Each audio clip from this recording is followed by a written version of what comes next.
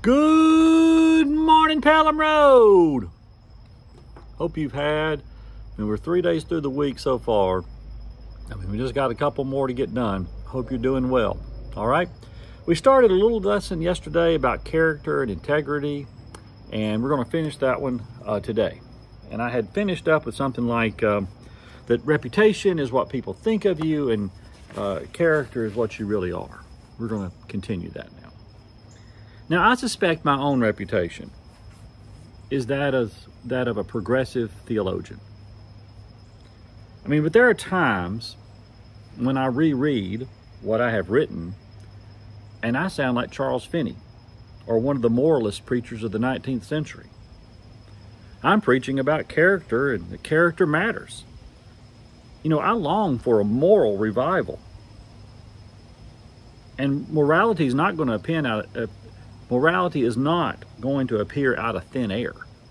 Morality comes from people who have, you guessed it, character.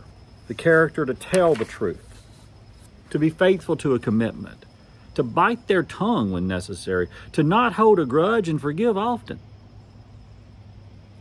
In recent months, I was talking with one of our members. As I am prone to do, I like to ask a lot of questions. And I asked him, I said, is there anything your parents said to you that has had a lasting influence on you? Anything they said that had a lasting influence? He composed his thoughts, and then he said, when my dad dropped me off for school, he would say, finish strong. This became sort of a rallying cry for me. I just couldn't get it out of my head. I couldn't shake it. I'd be off at college, and it was late in the semester, and I knew I could phone it in on the final and still get a B.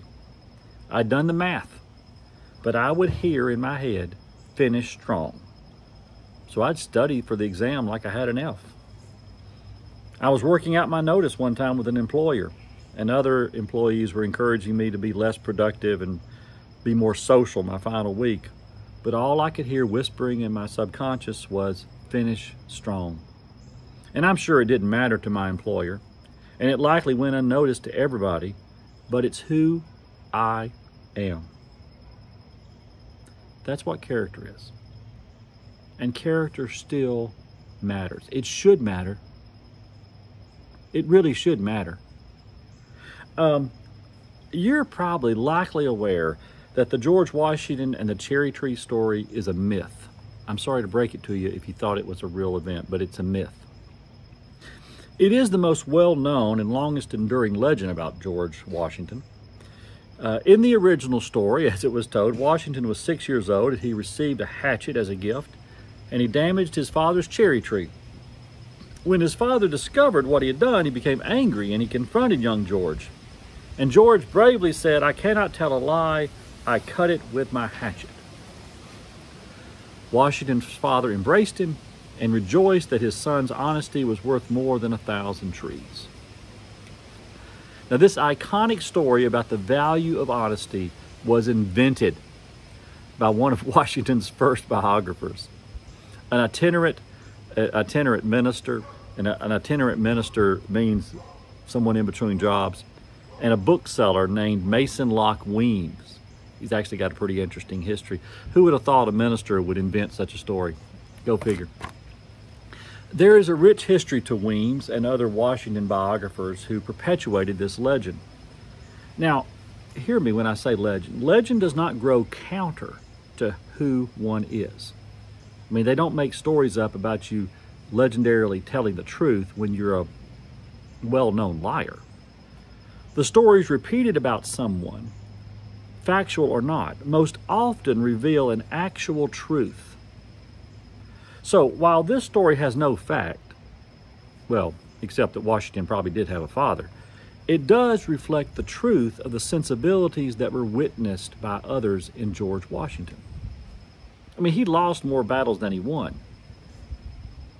But he was not a man to endure or instigate falsehoods. Thus, a myth is created to show how this real seen character, honesty, developed from childhood. So, how do we face opposition, insult, deception, or force? I think you got your answer, don't you? Character. That's what we stand up with. Character. Blessed are you, says Jesus, when people insult you and persecute you and falsely say all kinds of evil things against you because of me. Rejoice and be glad, because great is your reward in heaven. For in the same way they persecuted the prophets who were before you. Character still matters. See you tomorrow, and I got a story to tell you tomorrow. Storytelling Friday. See you then.